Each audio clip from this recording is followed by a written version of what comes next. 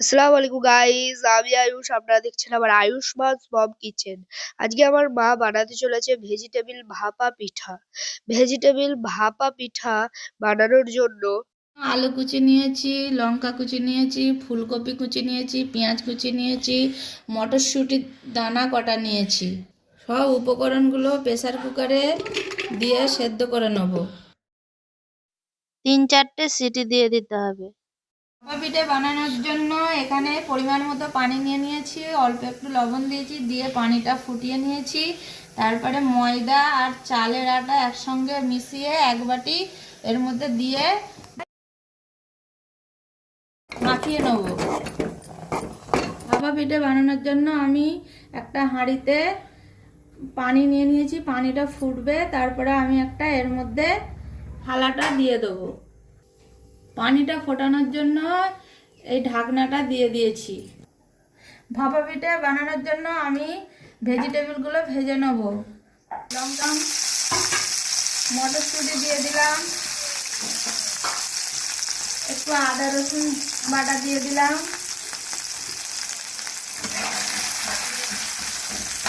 আর সেদ্ধ করা ফুলকপি আলুটা এর মধ্যে দিয়ে দিলাম।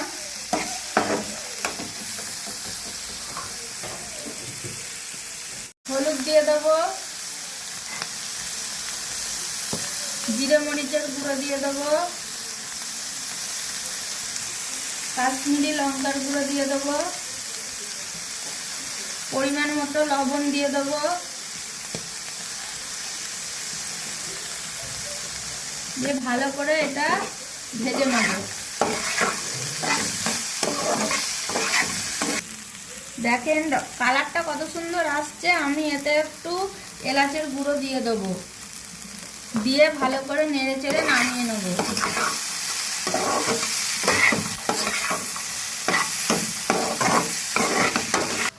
ভেজিটেবিল পুরটা আমি নামিয়ে নিয়েছি। এই দেখেন আটার ডো করে নিয়েছি, লেচিটা কেটে নিয়েছি, এইভাবে খোলতা করে নিতে হবে। এর মধ্যে পুর দিয়ে আমি শেপ দেবো। শেপ দেওয়ার জন্য আমি এইটা ব্যবহার করব।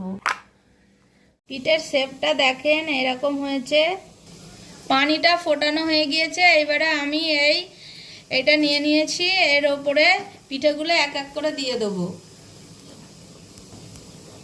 ঢাকনা দিয়ে বন্ধ করে দেবো। 5-6 মিনিট পরে এটা খুলে নেব। পিঠের এক পিঠ হয়ে গিয়েছে, আর এক পিঠ আমি এরকম উল্টে নেব। এ দেখেন এইভাবে প্রত্যেকটা পিঠে উল্টে নেব, নিয়ে আবার ঢাকনা দিয়ে দেবো। পিঠেগুলো সেদ্ধ হয়ে গিয়েছে, এবারে আমি এক এক করে নামিয়ে নেব।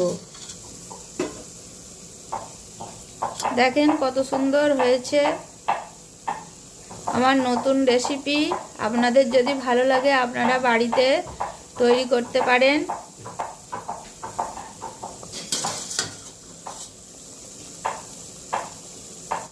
যদি রেসিপিটা ভালো লেগে থাকে তাহলে অবশ্যই সাবস্ক্রাইব করবেন এবং বেল আইকনটি অন করে রাখবেন, যাতে সবার প্রথমে আমাদের ভিডিও আপনার কাছে পৌঁছায়। আল্লাহ হাফেজ।